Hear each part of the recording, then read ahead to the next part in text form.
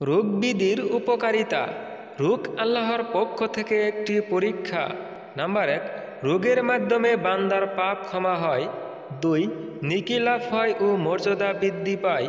3, মুমিনের রোগ আল্লাহর পক্ষ থেকে একটি নিয়ামত। 4, রোগীর সুস্থতার মতো নেকি পেতে থাকে।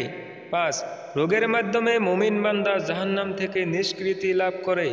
6, রোগ জান্নাতে প্রবেশের অন্যতম মাধ্যম।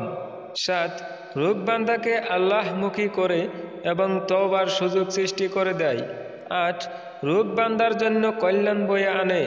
9, কবরের শাস্তি থেকে মুক্তি লাভ। 10, কখনো রোগ না হওয়া জাহান্নামী হওয়ার লক্ষণ। 11, শহীদের মর্যাদা লাভ করে। 12, দৈহিক রোগের মাধ্যমে অন্তরের রোগ সেরে যায়। 13, রোগ আল্লাহর সন্তুষ্টি লাভের অন্যতম উপায়। 14, রোগের মাধ্যমে নিজের অসহায়তা টের পাওয়া যায়। ভিডিওটি শেয়ার করে সবাইকে জানিয়ে দিন। নেকির দাওয়াত দেওয়া নেকিকারীর সমান সওয়াব হয়।